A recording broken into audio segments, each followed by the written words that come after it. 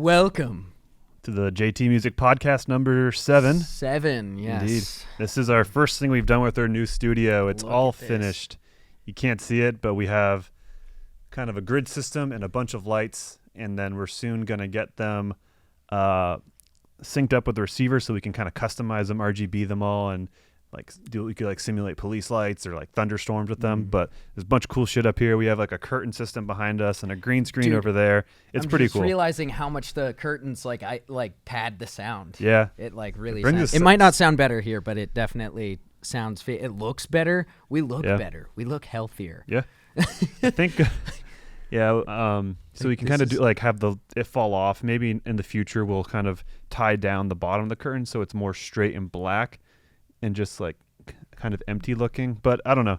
This was just playing with this setup. It's a whole new setup, but welcome to everyone to the first podcast in the studio that's now officially pretty much all the way done. Yeah, it's been cool. It's been about 6 months of this and a good share amount of money, but we got it, and we're gonna kind of get some sets built in here, and probably the Doom music video will be the first big music video, but we'll figure out ways to use it too. There's a big green screen section there where you can do some TikToks and stuff you were talking about. Yeah, I want to do so. I got some fun TikTok ideas, but it's going to be fun doing the podcast. Like I think we mentioned last time, you guys are just going to see, we probably won't even, we'll always mention the set, but it'll be fun to have an evolving set as we continue doing the podcast. So you guys will get to watch the evolution of the studio as you already have. And yeah, it'll be a jolly good time. Yeah. But yeah, so what do we talk about today? Well, I figured we'd jump into Nerdcore. Yeah.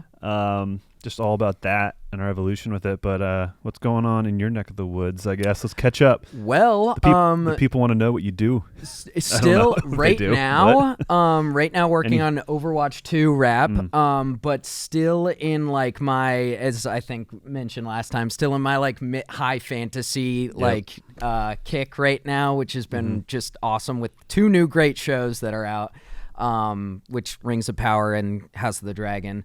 And yesterday I tried Blade and Sorcery because I've also been talking to you guys about VR. I've just been getting back into VR, and I tried Blade and Sorcery, and holy shit, that game is so much fun. They sort of like how Half-Life Alyx took the gimmicks of VR and really optimized it.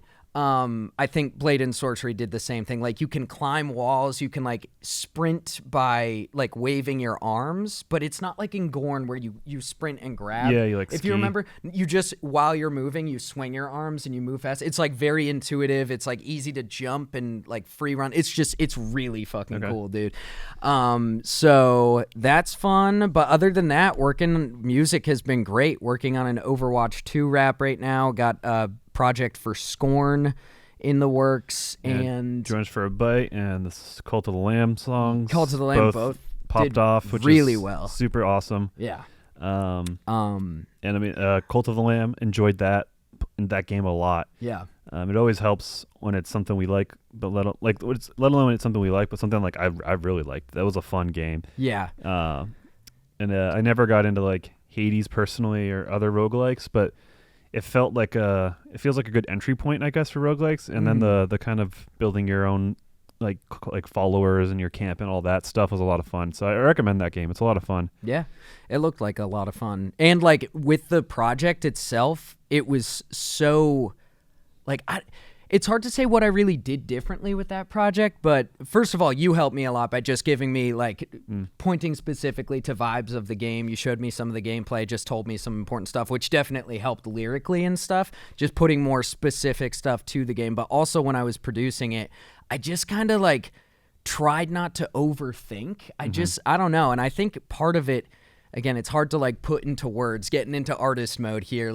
Doing the Join Us for a Bite remaster was just super nostalgic, revisiting that song, and I was super happy once the project got done, because as I've talked about, it was daunting to remaster the biggest project on the channel. Was scary. So after doing that, I don't know, it just gave me some perspective on have fun with your music, and I felt that with Cult of the Lamb. I tried not to overthink. I mean, as with any project, there are gonna come points where I overthink, but in general, I tried to dude, just I trusted myself with that song is the easiest way to put it. Again, I'm in artist mode when I'm talking, but I'm sure that I'm sure you know what I'm talking about. I just kind of instead of overthinking it feels like it. It kind of felt like an old JT song, I guess. Yeah, because back when we first started, especially in what a lot of people from what I've seen hail is the golden age of JT when we first kind of went full time. Yeah. And for me, I didn't have a lot of those self-imposed expectations that I've talked a lot about on this podcast.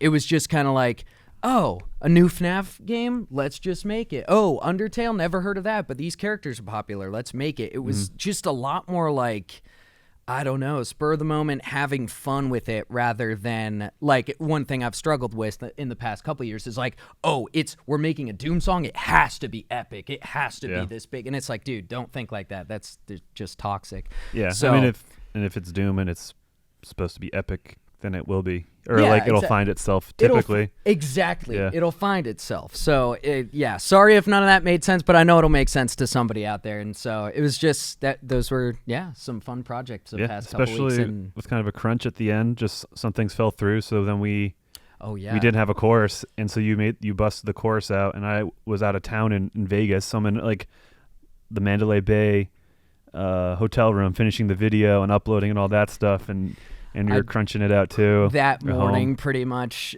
which in retrospect, and again, this always happens, wish I had a little more time to tweak things on that chorus, but it was still fun. I installed this new a TalkBox plugin, which is different than a vocoder. A TalkBox, you actually stick a tube in your mouth. Well, yeah, because it sounded like Pete Frampton. Yeah, who's the guy that did a lot of that stuff. Yes, and it's the same thing. In the most iconic TalkBox probably is California Love. Yeah. So I wanted to get, which again is different than a vocoder. A vocoder just takes the signal of your voice and runs it through a synthesizer. Which the program I'm using, it's a program, so it essentially does the same thing, but it mimics a TalkBox, which is where you actually stick a tube in your mouth and play the keyboard, which is why it has that really so weird tactile feel to it. It feels like somebody's playing a keyboard while they're speaking into it, which I tried to emulate in the Cult of the Lamb song, but I now I want to get an actual TalkBox and stick that thing in my mouth and play with it. That's what she said. But so it was a fun project to do, and so it just shows that sometimes stuff falling through can be maybe not a blessing in disguise. A happy accident, I guess. Yeah, a happy accident. No, and in the music sense of it. Yeah. And the planning, I guess. Yes. But for sure. Yeah. It was a fun one. This is obviously 2 or 3 weeks ahead of when that came out. When you're so Overwatch is probably out by now, and you already teased the next song after that. So obviously these are a little out of date, these podcasts, but I mean, not that big of a deal. You still get behind. But there's always a comment why are you talking about Saints Row now? You get a look behind the curtain. There was a joke in there that I kind of wish I hadn't do that. The joke is there. When you start doing a bit, it's more of a dad joke. You start doing a bit, and then you're like, I shouldn't be doing this, but you commit to it. At least that's you what I do. You grab the curtain, you're like, well, all right. But but continuing that feeling of for me, for that inspiration, that nostalgia, kind of trying to recapture that. The golden age of JT music. We're doing Overwatch 2, which has been really fun, revisiting Overwatch and just that world. There's just so much nostalgia. So I'm gonna just dive in and record all day tomorrow. I'm heading to Wilmington for something, but when I get back, it's Overwatch all day, all night, just recording it all and having fun with it. But then also getting stuff for the video. It's gonna be a fun one. I don't know. It just becomes it just is fun when it's stuff that you really are into. Yeah. Where the Saints Row was lukewarm and Destroy All Humans, we were into it. I played, enjoyed it, but I was not passionate about it. I wasn't taken by storm by the game. It's more just kind of some nostalgia to a game I played as a kid and really fun topic material for you to play with. Yeah. Oh yeah. But for me at least, it's I love Overwatch. I grew to love Cult of the Lamb. Was really a fan of that, and so just I don't know. There's ebbs and flow with work and anything you do in life, and it's kind of like a high right now of fun, exciting projects that we're super into. We're always into things, but we're super into these. And then it's the fall, which I love the fall. ad rates are up, so that's great. So it's like this kind of perfect storm of doing things that we like that are performing well, that we then see a higher return on as well. So it's like, it's a lot of good things, material and immaterial and intrinsic and external, whatever. Yeah, it's like everything on both sides of the spectrum for each thing is hitting, positively. That is every artist or content creator's dream. Yeah. That is everybody's dream, is to like have something you're passionate about perform well. Because a lot of the time it'll be one or the other, and you've just got to learn to balance that. And that's where, therapy and stuff like that can help. But yeah, when it feels good. Like I'm feeling, even though at this point our Overwatch 2 project hasn't come out yet, I'm feeling really good about it. Yeah. I feel like a lot of people, even if the song sucked, there's so much good footage. I'm sure you're going to make a baller video, and people just seeing Overwatch 2 rap JT music in the title, I think will get people to click. So I hope I do it justice, but it's comforting to be like, okay, at least I've got those two things working in my favor, even if the song sucks. But I know it won't suck. So but yeah, I'm super. I don't know what to expect from the reception of Overwatch 2, the game. Yeah. It's so weird. There was obviously all the controversy of the work environment at Blizzard, and then the particular people that worked there, and then Jeff Kaplan backed out, also announcing Overwatch 2 2 years before the game was ready, killed Overwatch. And wasn't there a China thing? I don't want to get too contentious, but didn't Blizzard do something? Yeah, there was something weird with the Chinese, like Taiwan wanting independence. They sided weirdly on some esports thing, and they sided not pro China but not against China. And so that was a bad taste in people's mouths. So there's a lot of shit with Blizzard, and then the Diablo mobile game, how it's just a total racket, and like you have to, it's just a mess. So like Blizzard, there's all this shit going on, and so it's just like I have literally no expectation, or I just don't know what to expect of Overwatch 2 and its reception. And Blizzard isn't perfect, but they do make fun games, and it's fun games that brought people together, and I fucking had a lot of fun with Overwatch. So I do hope that there is a community and air of excitement around the game. Yeah. Because that's just fun. That's fun for everyone involved, and I don't know, hopefully they learn from their mistakes. I don't know. I mean, they're going to go where the money is. So if fixing their mistakes one way means they'll change for the better, then they will. But I don't know. It looks like it's going to be the same game. From what the footage I've seen and stuff, it just looks like the same game. I love that they're incorporating more of a PvE. Like it sounds like essentially a campaign that they're having. Yeah. Where you can have like up front. What's that? That was at least the plan up front. Yeah. Because it's been kind of quiet on that. Well, they're talking about how there's a PvE mode. I forget what it's called. I think it might be called like story mode or something, where you have like whichever character you're playing, you'll have more like personal customization and stuff. You can choose abilities and ults. So there's like different trees, so you can combine different things together, which will not be available in the PvP. There's certain so it's cool that like essentially it sounds like they're adding campaign, like a more like story, which is great because dude, as much as I am a story sucker and I still played the shit out of Overwatch, like the PvP, all those live action animations they do, which every single one makes me cry, every fucking one of them, excuse my language, but it's okay, we swear on this podcast, it's all good. Every one of them makes me cry. It leaves you wanting more story. So I'm hoping that they we want story. Like I love that. Why does Overwatch make me cry? I don't know. I mean, I think they can. I don't know. They just know how to tug on heartstrings. Like heroes, and through the hardships we persist, and dude, we're good for each other. I don't know. When Soldier 76 in his animated short, when the little girl he saves, and she goes, "You're one of those heroes, aren't you?" And he just turns and he says, "Not anymore." It's so fucking corny. It's so cheesy, but it's amazing, and it made me cry. I think it's the investment. Even if you're not doing cheesy things with Soldier 76, you're like invested to the character. Like maybe you put your identity in him somehow. And I was playing a lot of Soldier 76 at the time. So maybe there's something there. I'm just picturing myself as Soldier 76. That's it. Or like even your own headcanon, like obviously there's a lot of real canon. There's a lot of materials out there with all the comics and whatnot, and which is whatever. But you can still like put virtues of yourself or virtues that you ideally see in a hero in Genji, you know? Yeah. So that when Genji shows up at the 11th hour to save everyone, you're like, oh, hits the feels. I don't know. Yeah. Because of whatever you emotionally put into Genji. Yeah. For example.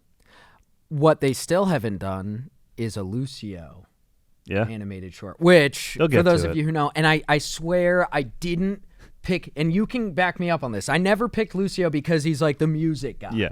So I don't want people to like tool on me. Of course you picked the guy who like does music. No, I think you suggested him to me because you were like, you knew that I had started to like playing a healer, and you were like, oh, you can be an offensive healer. Yeah. And I'm the boot master now, so I God.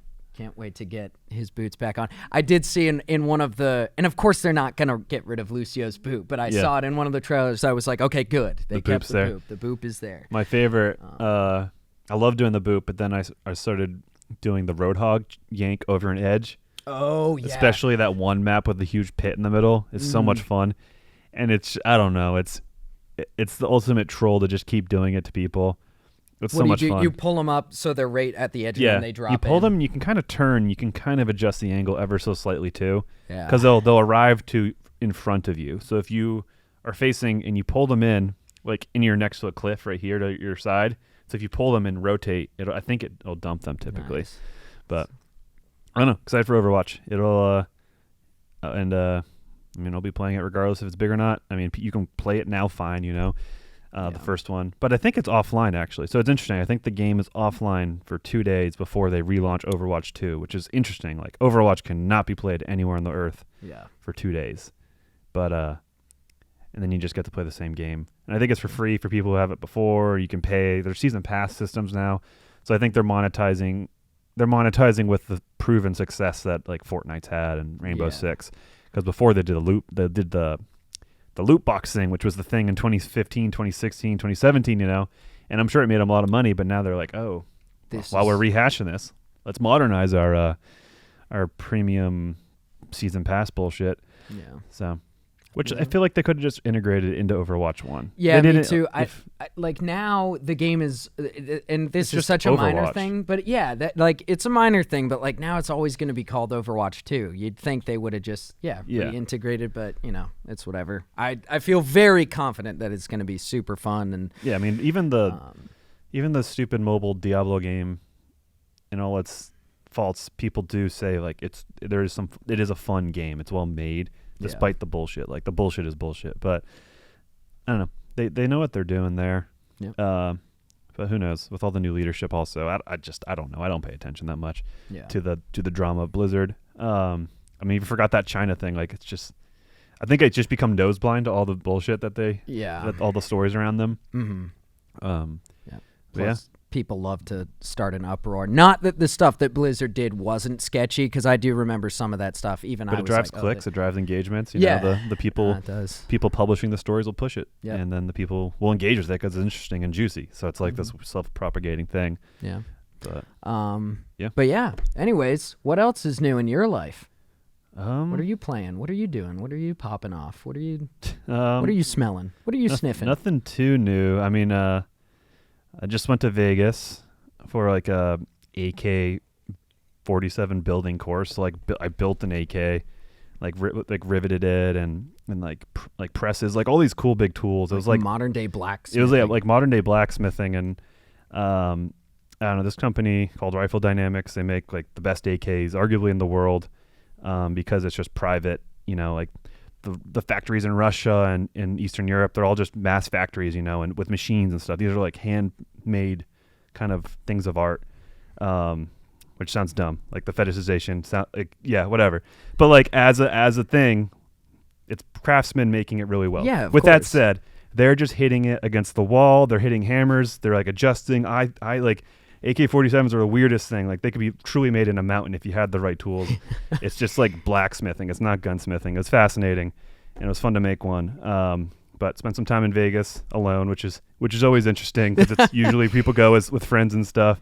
But I just stayed and kind of made the AK, and then they had a range thing. We got to shoot a bunch of machine guns, which is really cool. So for any of the Call of Duty kind of or just Tarkov people out there, I shot a PKM, an RPK, crank, so AK-74, a bunch of cool stuff like that. So that was a fun little kind of vacation present to myself. I don't know what it was, but it was fun to do. And sometimes it's fun to travel alone too, and just kind of like be alone. I don't know. Like it's the same thing as like going to the movie theater alone or whatever. So it's just like time with myself and doing interesting fun things. But then I don't know, we just finished a big arc on our D&D campaign, which was a lot of fun. Oh yeah. That's right.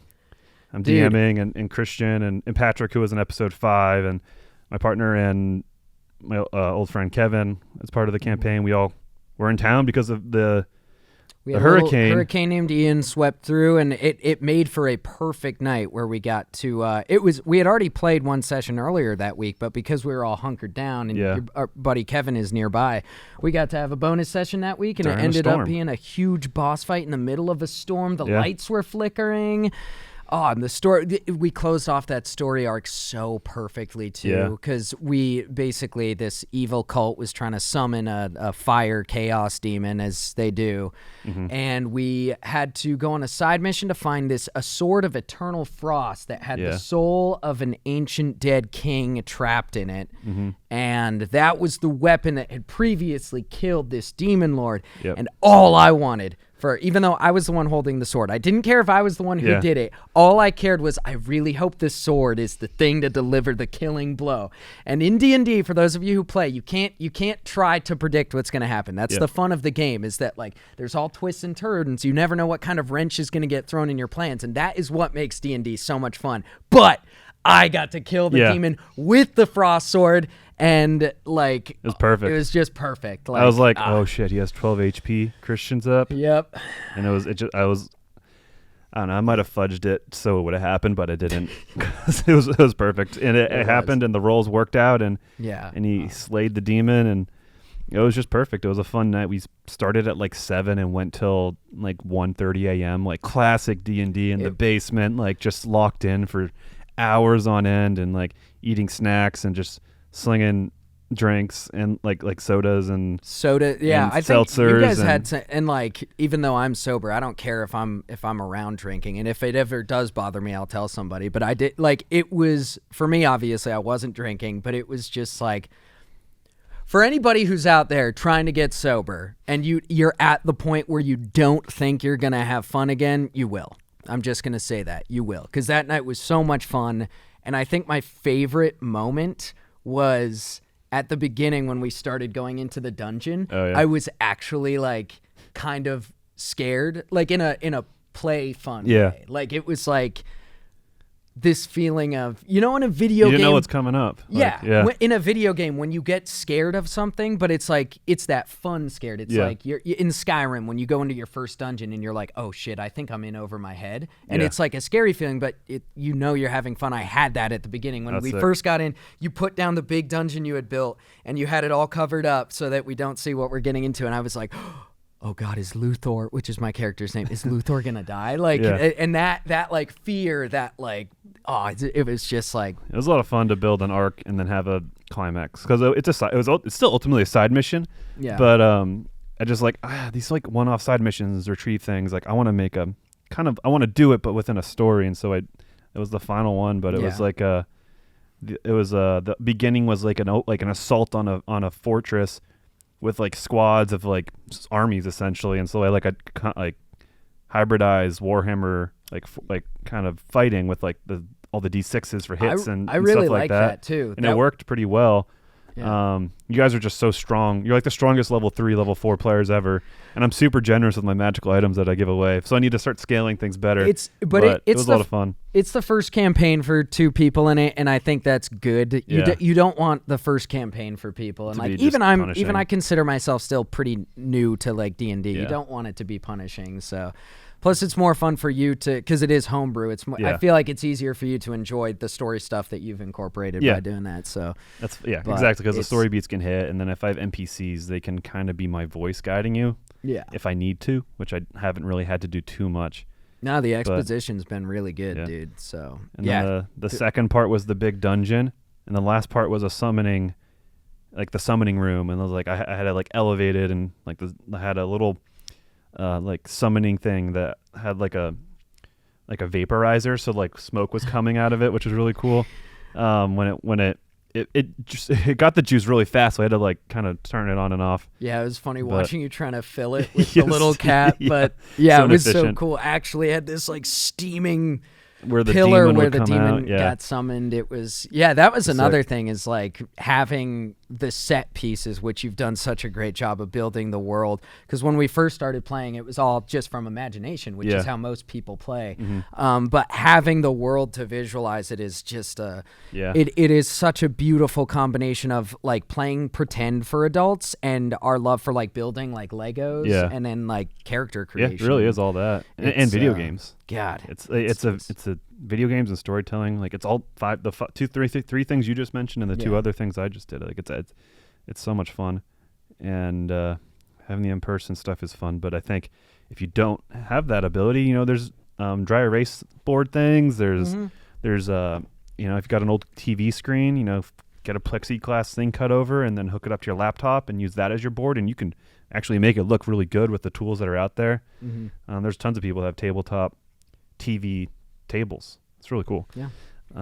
But you know what else gaming we did? We went to Dave and Buster's. Oh, yeah. That was a ton of fun. Yeah, we had a fun such day a fun this weekend. We had such a fun Saturday because, like you mentioned, our director, our buddy Patrick, was in town and hunkered down with us for the hurricane, which ended up not being bad, which was how we were able to get out. Russell from Rocket Gaming was actually supposed to come this weekend, but we called it off just due to like concerns with the travel and stuff, but it ended up being fine, which of course, because if we didn't, it would have been bad. Yeah. But because we did call off the trip, then it was okay. Yeah. That's just the way the world works, I guess. Yep. But it was fun going to Dave and Buster's, and I think we've talked about, I know we've joked about this, I don't know if we have on the podcast, but like how it's always fun going to like Dave and Buster's, because that was how we became best friends. It was like we went to Chuck E. Cheese as kids, which is just a funny kind of little full circle thing with how relevant FNAF is to like the building blocks of our YouTube channel, like, and people just know us for Join Us for a Bite. So it's just funny that we have this correlation between Chuck E. Cheese building our friendship, and then FNAF is a big thing with our channel. So we always try to hit up the Jurassic Park game. We always get a Jurassic Park game in there. That's like the old stomping grounds. Dude, I was you were winning a million. Yeah. I was like the ticket master. I got like 2,000 tickets. Without much, which for the amount of games played, insane. Like got like 1,500 tickets on 2 machines alone. Yeah. So I mean, dude, there you go. You can kind of assume how it was spread out. But there's a theme on this episode of us rekindling our boyish wonder of pretend and playing, and I love that. There was a lot of that this weekend. Patrick was saying something about like how millennials, the loss of innocence or something with 9/11. Or something, and that's like there's a lot of like that's why a lot of millennials like hang on to their youth, which then you could argue is why the Marvel stuff is blown up so much, because there's such a huge generation on top of children that are enjoying this stuff. Like, and I totally believe this. I don't remember what he was saying though. Like I have not made the argument because I can't remember, but that was the conclusion of it. Was he saying what he was saying? I don't remember. Because of 9/11, as how that impacted us as a generation. Yeah. There was a loss of innocence, I think he was saying. So maybe that's why millennials are so nostalgic. Yeah. But I feel like every generation gets nostalgic. That, for me at least, as I start to get older, even though I don't really, like, my age doesn't really bother me, even though I joke about it. Like, I don't care that I'm 30. There is like a degree of like, oh, the good old young days. Like I miss the days of old. But I think we're fortunate enough where we keep that side of ourselves, I guess. You know, and I think a lot of people do. Our job helps. Yeah, our job helps with that. I mean, there's certain people you can see that like they grow up too fast. They become their parents. Like those commercials, and it's like, are you doing this because that's what you think you should do, or is this like some predestined? Like, what is? I always try to. I don't get it. Because like you can become serious and responsible and like grow up. You can adult. And still keep your. Oh god, there's such a good meme like shitting on people who say adulting. Yeah. I forgot what it was, but it was, oh god, it's so funny. I had to go to the grocery store today. I had to adult. Granted, even though I don't say it out loud, I do feel that in my head sometimes. So, yep, I feel you guys. Yeah.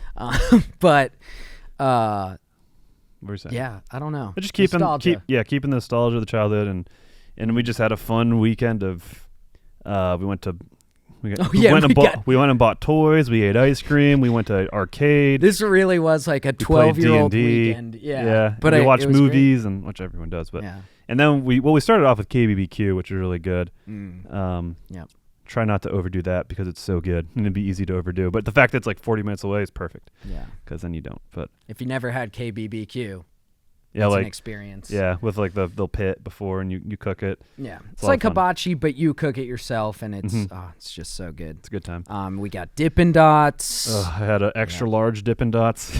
That was a lot of ice cream. That's the most Dippin' Dots I've had at one time, but it was worth it. Yep, I had an extra large Dippin' Dots, and then later that night I ate an entire box of... I got to give a shout out to Yasso yogurt bars. If you've never had the peanut butter... Dude, you got it. These things are dangerous.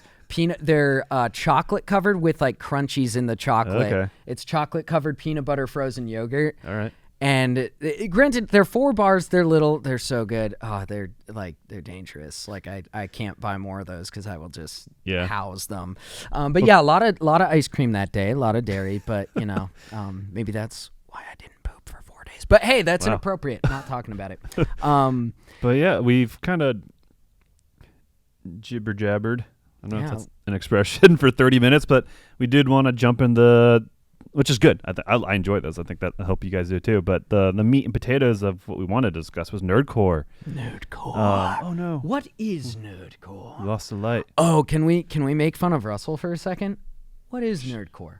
Get it? Oh yeah. Here, tell that while I plug in this light. Okay, you can plug in the light. Yeah. One of the first panels we did with our buddies Russell and Vinny from Rocket Gaming, who you guys know. We had a panel with them talking about Nerdcore back in 2017. Still pretty early on when we were doing this full time, like 2 years into it. And we just had a panel talking about Nerdcore. And Russell thought, I think Vinny thought too, as you guys know, if you've been to a convention at a panel, it's just a bunch of people sitting with their mics talking about whatever content they do or whatever the subject is. Russell thought that I think he had this misconception that we were pitching Nerdcore. So he thought we were going to have headsets like it was a TED Talk or something like, what do you get when you combine music and games? Synergy, Nerdcore. And so we just love tooling on Russell and Vinny for that because I think they just had a slightly misconstrued notion of what the panel was going to be. It's like, dude, we're not Steve Jobs. We're not pitching Windows 98 here. Yeah, well, they expected to have the headpieces that go right here. They were confused by the mic setup. It's like, it's a panel, man. Oh, God, it's a classic classic thing we tool on them for. But you done goofed that weekend, too, when you thought San Antonio the winter was going to be warm, so you only brought shorts and the T-shirts. Yeah, little I didn't know, particularly in Texas, a lot of the weather comes from the north, which was cold. And so it's just cold in San Antonio, Texas. Fucking freezing. I only had shorts and T-shirts, so then I bought a bunch of hoodies at the Rooster Teeth merch thing at the convention floor, and the morning we walked over to the convention center, I was wearing jeans and a sweatshirt, and I was freezing, and you had to walk in just shorts and a T-shirt. It was so fucking funny. Never has the pain of somebody else been more funny. Schadenfreude. That's like Schaden.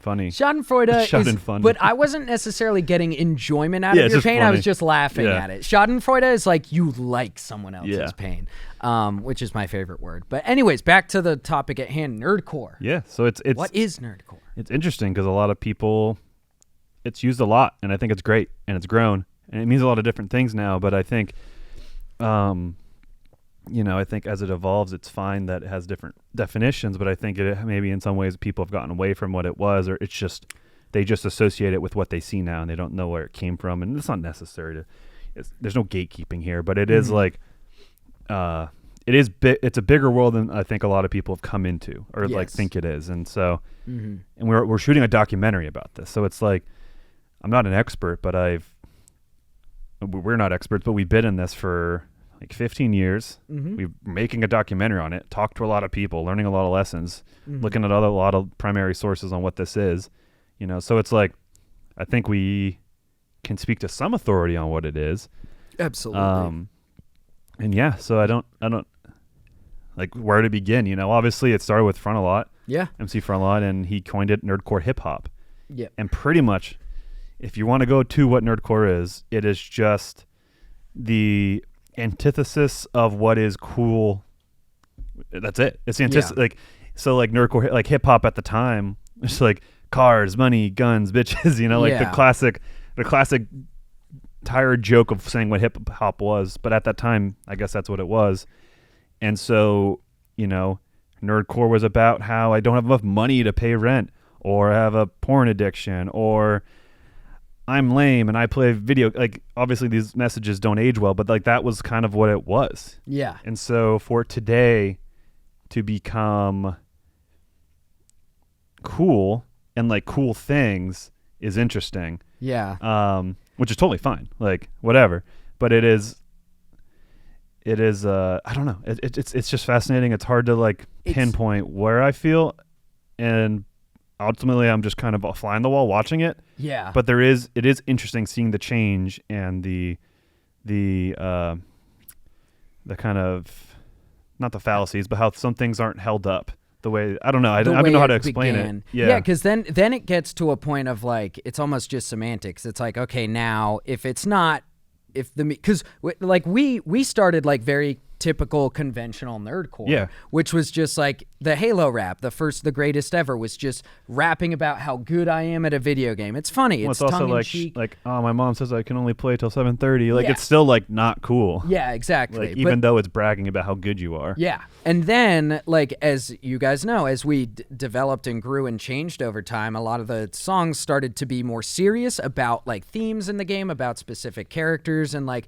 not as laughy anymore, just inspired by what was at least, and again, I'm speaking specifically to how JT Music evolved in Nerdcore. With super strong tying to theming, though, you know? Yes, very strong tying. And then I think there was an evolution to using it as a vehicle for gaining an audience. Yes, exactly. Where there was themes, but it could be a song about anything. Yeah, like, you know, you could hear it on the radio and you wouldn't know it's about Halo. Like using Doom as an outlet for me to make a cool pump up song, or a song about my struggles with addiction or recovery. Like, it's interesting how it's evolved for us. So it's also that, I mean, that's why we're doing the documentary, to see how it's evolved as a whole. Yeah. The study of how it's evolved and the creators that are doing it, and how their lives are impacted by this thing, and how maybe they evolve or don't evolve, or where they stand on how and why they make things the way they do. Mm-hmm. And we could talk about the documentary process on the back half of this, but yeah, it's so weird because there's always something coming up, some nerdcore drama up on the Twitter sphere. And I remember there's one about people saying like, nerdcore's a lame term, like we need a new term, you know, or there's always like, I'm just an artist, I'm not a nerdcore artist, I don't want to be labeled. And it's like, I mean, it doesn't matter, you know, it ultimately doesn't matter. And I think at most it helps categorize. Like, you're just lying to yourself if you're making songs about video games and you're trying to say you're not a nerdcore artist. It does nothing. I guess it's for your ego, which is cool if that helps you. But I don't know. It's just a weird thing, and I guess that's ultimately something we should also get to the bottom of. Is that those people who do try to separate themselves from the term nerdcore? Yeah, I don't know. It's weird to me because it doesn't like offend me or bother me if somebody was like, I don't like the term nerdcore. Hey, call your music whatever you want. You know, it's and I will call it that. Yeah. But like, for what you just said is exactly how I feel. Obviously, because we're the same person. We are JT Music, one person. We just separate like an amoeba for this podcast because everyone thinks we're one person. I'm just kidding. Stupid bit. Anyways, what you said is about it being. Oh my goodness, that stupid bit. What did you say that I was gonna echo? It being.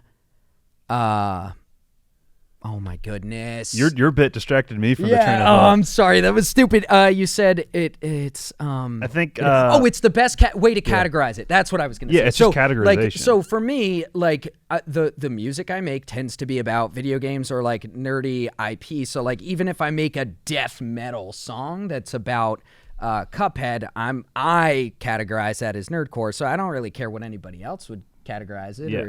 Or or it's nerdcore death metal. yeah, Like, it just seems to be, for me, the best way to categorize what I'm making. you're still making rap, you're still making hip hop, you're still making trap, you're still making musicals, you're still making country, you're still making folk. It's like it's the music. It's still the music. Yeah. So it's a weird thing when people try to disassociate themselves from the nerdcore title when they are using nerdy stuff to propel their music, which otherwise would be original, non-associated music. It's like there's a disconnect there. Yeah. It's like you can't drop that, but just use it to gain followers and gain traction because you're using the property for that, you know? And so there's a disconnect there, and it becomes disingenuous and it's confusing. Yes. But it's not wrong. But that's my interpretation of it. Yeah, I was going to say, I don't mean to undermine you because I know you agree with me on this. It's like, it's not like it's wrong to do that. You can do that. It's just only going to, I think it's only going to hurt you because if you're doing, and I'm not speaking to anyone specifically, just in general, the notion that like I want to separate from nerdcore. And for the record, I've had those feelings too. When I was in a dark place and struggling with addiction, as many of you know, is the darkest place I've been in. These artists' feelings of like, what am I doing with my life? Like not that I hated nerdcore, but feeling like I wasn't contributing to society, feeling like what I was doing doesn't matter, which are super toxic, self-imposed thoughts that obviously I don't believe anymore and I've worked through.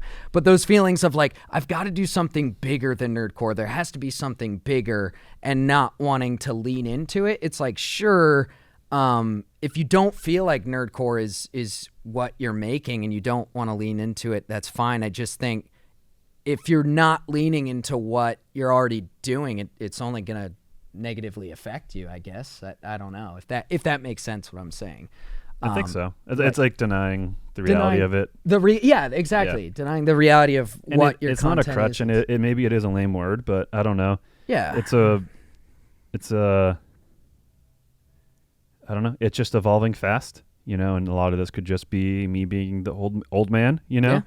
Yeah. Ultimately, I'm not bitter about anything. Like, no, me neither. Everyone's evolution as an artist is different, and everyone's views and everything is different. And everyone finds success and defines success differently. So it's like, who am I to say? But, you know, again, just have been in the game for a while and have learned a lot about nerdcore, and these perspectives have come from this journey of this documentary and learning these things and talking to these people. Yeah. Particularly the people who started it, you know, and it's not so much I'm hanging on to their flag and their definition and their legacy. It's more just like reframing, like, hold on, okay. Because like it was just kind of like it became like it just snowballed, you know, and it's snowballing still. But it's like, okay, let's look at the beginning, and it just reframed everything. It's not like I'm stuck in that perspective, and you know, looking at it from there, it just was like, okay, wait, what is nerdcore? Yeah. What is it to us? And ultimately, it's, you know, I think it's just a label, a category, that you attach, you know. And I think at most, or most importantly, it's a community. Of creators and of fans and of people who like certain types of media, you know, expressed in other forms of media, which would be music, about the things they like. I don't know, it's interesting. There's also something so intimate and cool about nerdcore in that we're all independent musicians, which of course there are independent musicians all over the world, but speaking specifically as the community I'm a part of, it's so cool to like, and I think I'm speaking for the fans of nerdcore in general, no matter what kind of nerdcore you make, there's this cool intimate feeling of like feeling connected to these, and I think you just get more of a distilled artistic product from independent musicians when it's not filtered through a big record label or something. There's like this, maybe intimate's not the word. Why do I keep saying that? But something more. The fact that it's done at volume too, because it's like, even if it's a nerdcore artist that does 12 songs every year, it's still a volume more than maybe a mainstream artist. But it's like, if you're doing if you're doing stuff at volume and you weren't independent, it would be ultimate like engineered stuff for success. Yes. And selling, like, just maximizing success and hit the trends and all that kind of shit. Yeah. You know, but where you're an independent artist, you still want to do that genuinely, but also you can do whatever the hell you want. You can express yourself. You try to do different things. You know, try things adjacently. Try a whole different genre. You know, you're not beholden to whatever. So that's an awesome thing in this community. And just generally, you know, I don't know how many other musical communities have this, because I think generic indie rock band that uses the internet for their audience, I'm sure they explore and try things out, but I don't know. I feel like unless someone's a diehard member of that band, most people are just about the first couple albums or a center of albums, either somewhere along the timeline about that band. But when they reinvent themselves, most people are kind of like, yeah, I like this. I like these 2-3 albums. Like Kanye West, like was it Graduation and Beautiful Dark Twisted Fantasy. Like I think those came around the same time. It's like those are cool. I like those ones, but I don't like the other ones. Yeah. Or I don't know, Red Hot Chili Peppers, like the newer stuff, or whoever. I don't know. I don't listen to a lot of music, so it's hard to comment on that. But like that's what I feel is holds that back. So with Nerdcore, you don't have that. It's tied to cool things that are cool all the time that nerdy people are into. Like I don't know. It's riding the wave of what we're all into. And so you can reinvent yourself, and it doesn't matter because it's associated with something cool.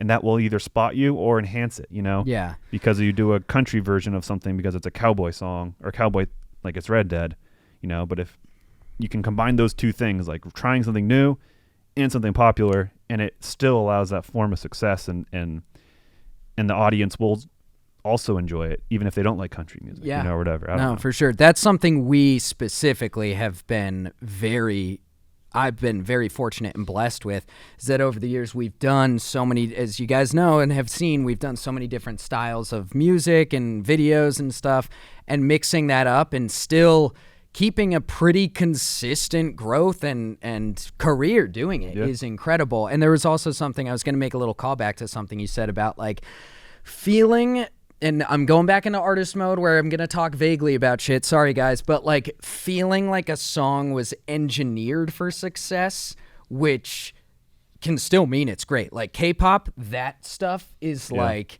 And please don't come after me, K-pop fans. I'm about to say something edgy. It's almost like McDonald's of music. It's fucking awesome. I love K-pop. I wish I could. It takes so much talent and engineering skill and technical skill for how perfect that music is. But it is like engineered to perfection. And what I was talking about at the beginning of this podcast was like how I'm finding that fun again right now, at least in making music, is like, because I've caught myself a lot of times like trying to engineer a song for success.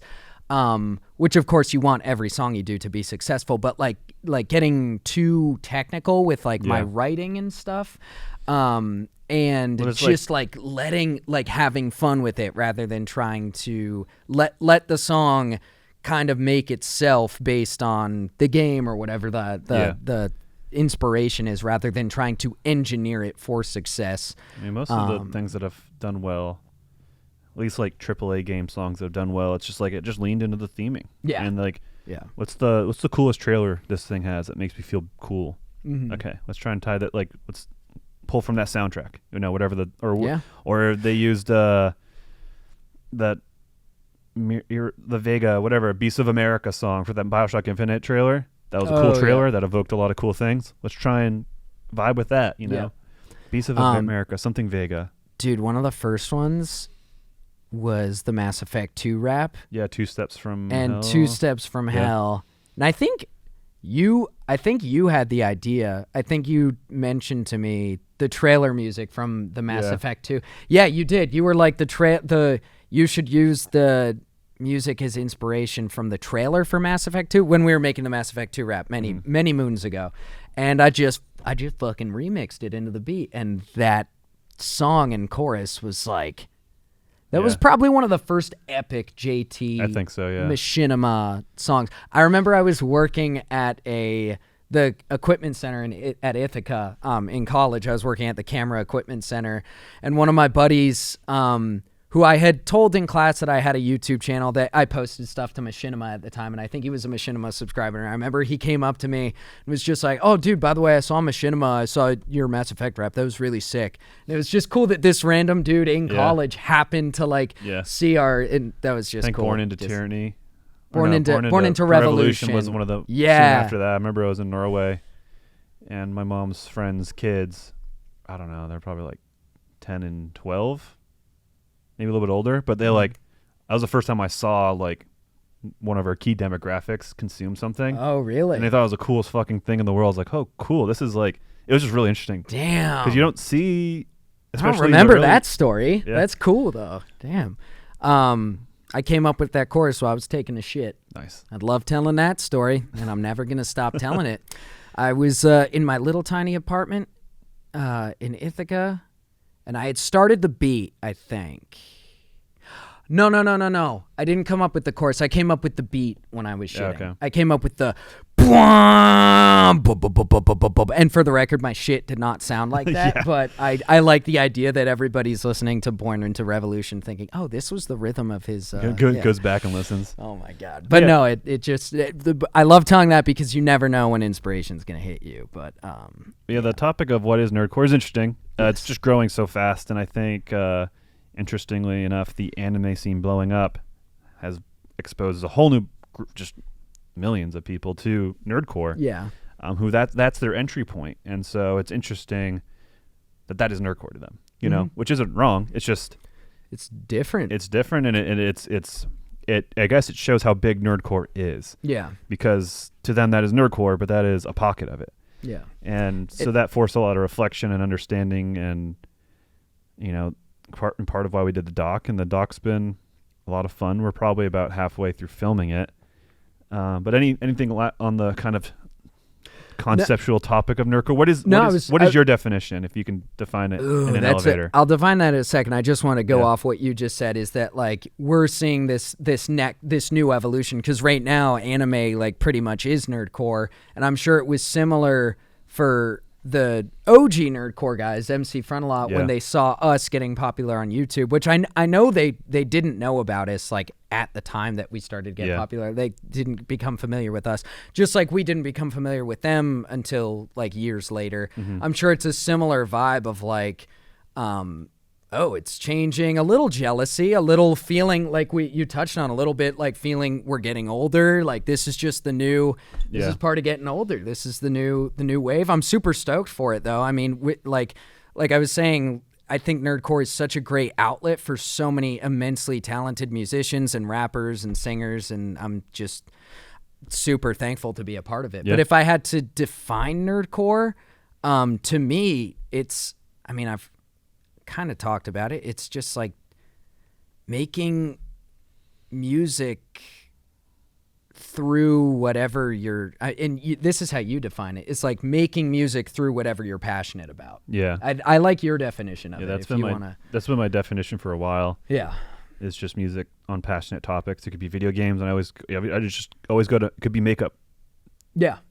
Fucking songs. I don't know. Like it could just, if someone's super passionate about makeup, they can make a song about it. You know, board games, movies, cars. Yep. Working out. You know, like to me, that's what nerdcore is. For things that people nerd out to. Yes. And so that's kind of my nucleus of a definition of it, because that's it. You know, that's what it's been. You know, that's why anime is nerdcore. You know, that's why video games have been nerdcore. That's why, anything new that might blow up, or you know, movies, comics, that stuff's still there. Yeah. I don't know, but I still do. So that knowing what nerdcore was originally about, the kind of antithesis of cool music, learning that hasn't changed my core nucleus definition of it just being music about things people are passionate about. Yeah. So I don't know. I'm trying to juggle what my feelings are on how those things relate. Yeah. But I believe in both of them, and I believe in the origins, and I just think more people should know about it.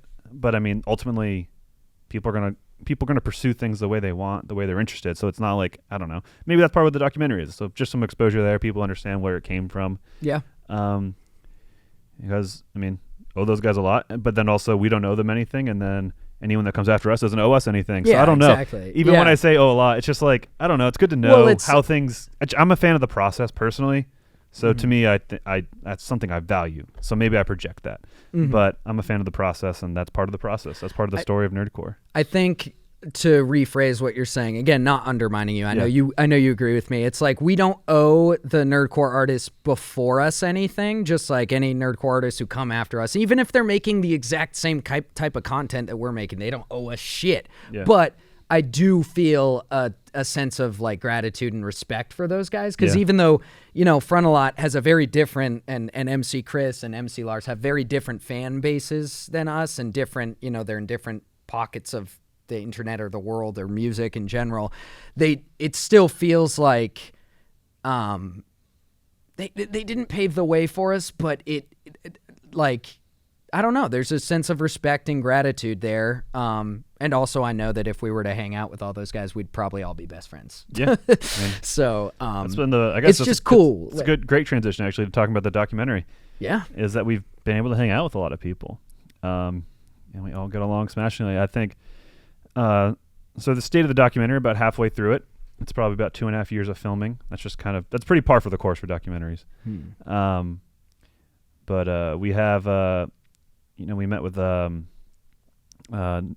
from Nerd Out, MC Frontalot, Fable, Rocket, Bryce Eye, and then ourselves.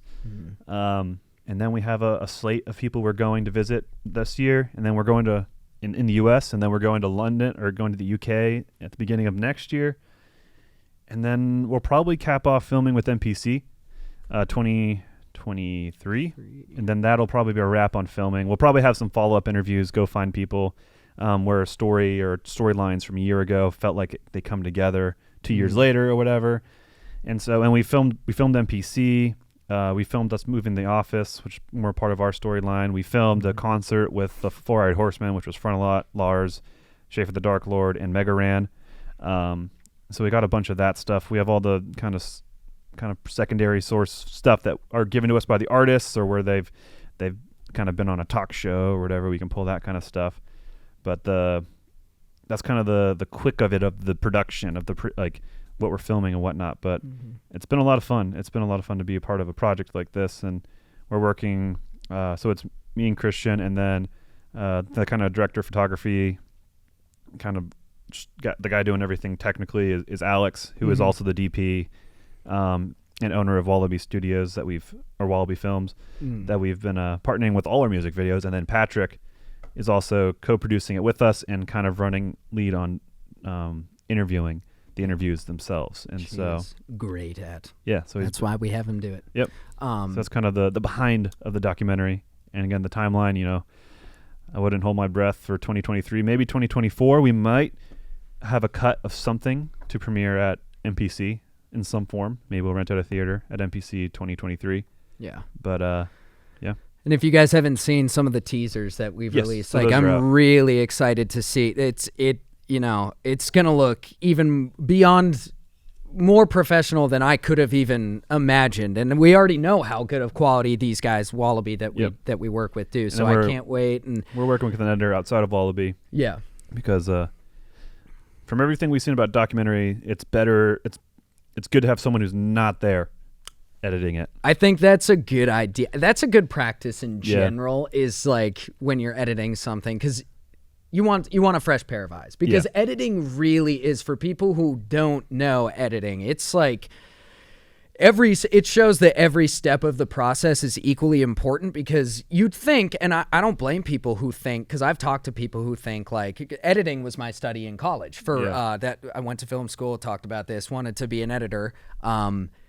A lot of people have this misconception that editing is just like the final touch, but it's like, no, it is just as important a storytelling device. I mean, it has its own category at the Oscars. It can make or break something. And it's interesting. One of our friends pointed out, I might have talked about this, how like my music production, you have this timeline, you're putting pieces together, see what flavors work. It's very similar to editing a timeline of footage. It's all about pacing and like different flavors of shots or sounds. It's there's so very similar workflow. I think we've said it before, but it's at its core, it's just like organizing really well and pacing. It's organizing and pacing footage, and it can be cut a million different ways. And our editor is awesome. So check out some of that footage if you haven't seen it. And another thing I'm really excited is like, we didn't go into this, and like you and Patrick are doing most of the legwork, but like you guys didn't go into this like with a set like thesis necessarily. It was more so like, let's just look at Nerdcore. Let's like see how this. We'll see what the people. Let's like go meet the people, make it about the people, and then the story will come out from that. Which is how every good documentary should be done. And right now, it's one of two things, and it could be, I think, a combination of both. But I think, it's maybe through the lens of content creation, through the specific lens of this nerdcore community through the ages. We have kind of the OG guys, we have the YouTube kind of era, and then we have the new people. And so we divided those three eras, and kind of seeing what the life what the life of a content creator is like, but then also kind of the definition of nerdcore naturally will come up, and I think those things intertwine. Just due to preconceived notions or whatever of a new artist, kind of looking back to the previous generation that inspired them, or maybe they just did it completely parallel, which we did. We just, I don't know. He made a remixed Halo, and I was like, "Oh, cool! Let's make a rap," because I see McDonald's rap all the time in my fucking YouTube suggestions. Back in the day, it was always McDonald's rap. You remember that? I remember that. I love that rap. Yeah. It was the YouTubers. Well, I wouldn't even call him a YouTuber. He was just, his name was Remy.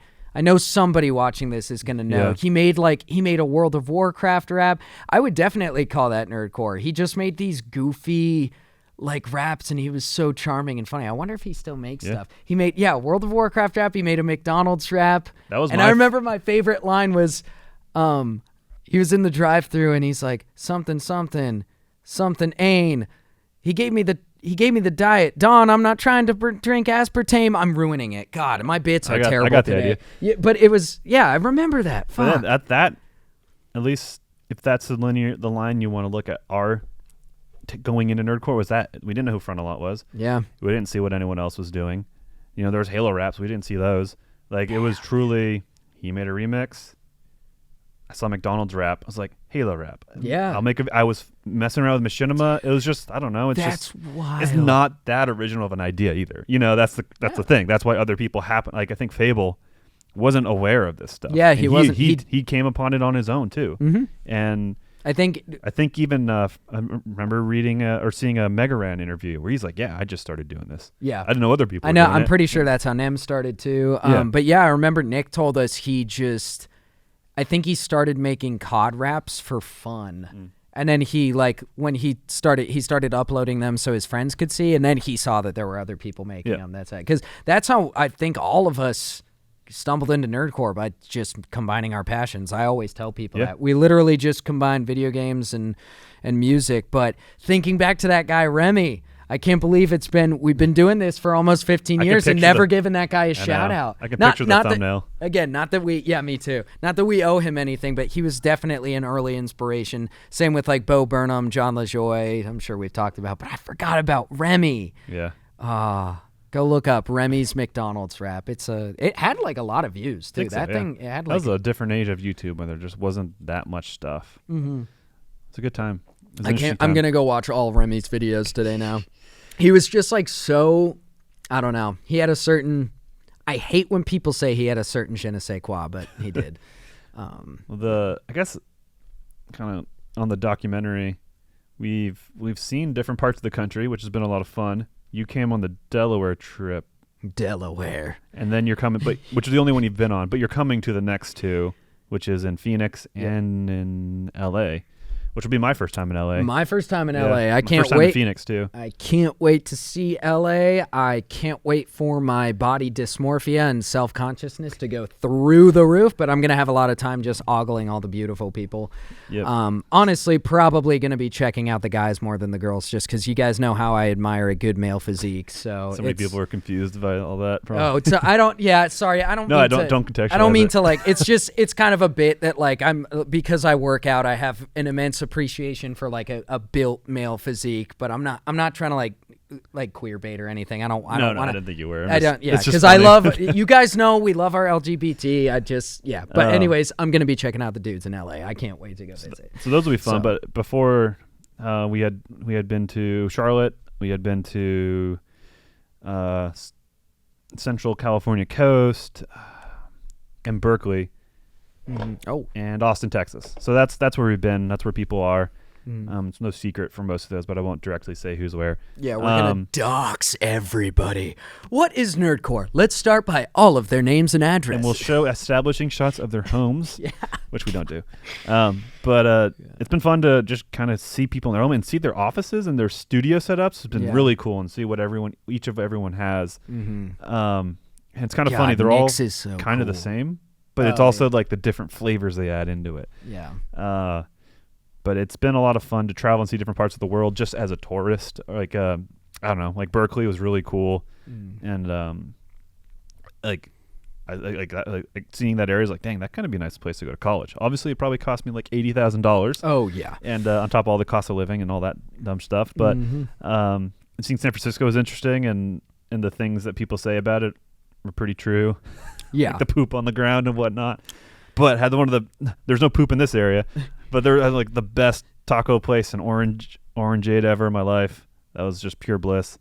Got to go on a cruise under the Golden Gate Bridge, and then Central Coast, California. Fell in love with it. Yeah. If it wasn't so far from my family, and if it wasn't in California, I would fucking move there in an instant. Beautiful country. Dude, it is gorgeous. Yeah. That's why I'm excited to see LA. Because I know there's rough parts of LA, rough parts of every place, but like in general, it's just, I'm excited. Yeah. I'm excited to see it because I've been to Napa and San Diego. Yep. And both of them, I was like, this is why California is so expensive. It's like super nice and dry heat, so it's always like you could wear pants and it'd be summer and you're not sweating your balls off. And all the people are like, the ugliest person you see there is like an 8.5. Yeah. Well, it's just been people moving there for Showtime for LA specifically. Yeah. So they've just been like hot people making babies with hot people all the time. Just all the at a really high people. rate. Yep. All coming in from all over the world and country. But and dragons. Dragons too. Yep. So what was I gonna say? Oh, then Austin. We've been there a million times. It's a cool place. Did fantasize about living there, but that place just got way too big. Yeah. Way too crowded. Everybody moved there. Thanks, Joe Rogan. Yeah. God. And Elon. Yep. I think they were kind of like the big headliners, or like that time is when they like relocated. I don't know. Yeah. Wait, does Elon live in Texas too? I'm sure he has I don't know what his deal is, but he moved a Tesla factory there. Or he built a Tesla factory there. Gotcha.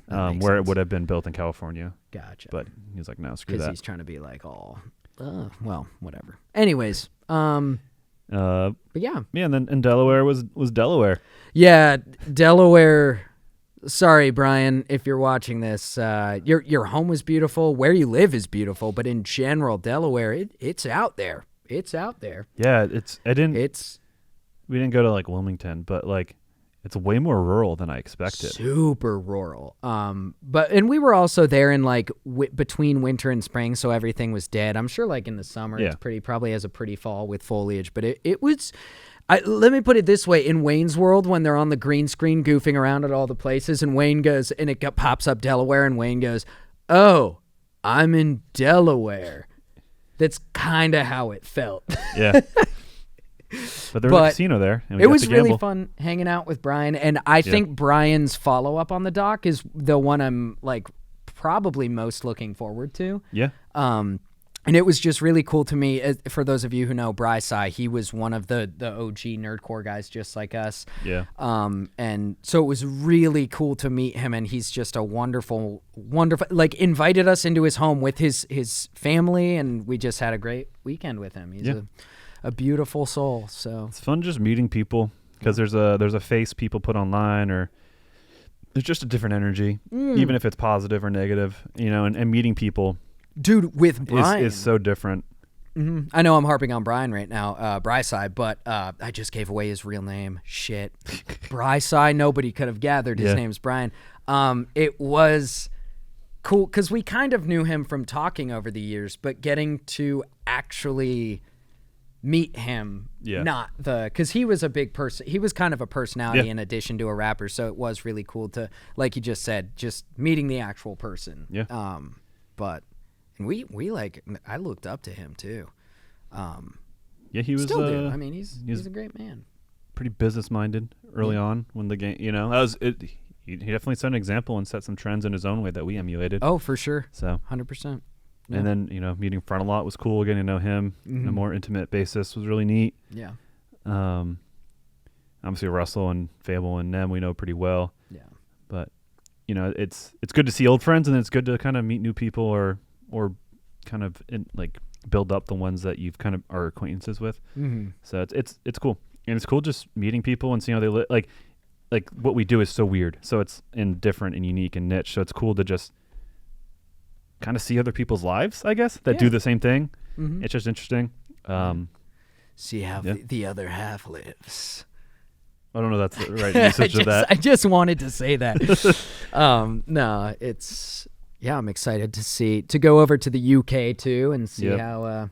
That'll be interesting. See how much beans and toast Rustage and Dan and Stupendium... Yeah, they all eat. Yeah, just beans and toast. Yeah. But and they'll just have a nightmare where it's being shoved down your throat. All right. Well, on that note, thank you guys for listening to episode 7 of the JT Music Podcast. Rate and review, like and subscribe, do all that good stuff. All the good stuff. If you had a JT fan in your life who has a commute or likes to listen and do things, like is working and I don't know, send it to them. Yeah. I hope you guys like it. And big shout out to my family who keeps listening and sharing screenshots of when they listen. It's really cool. Oh, God. But also kind of embarrassing.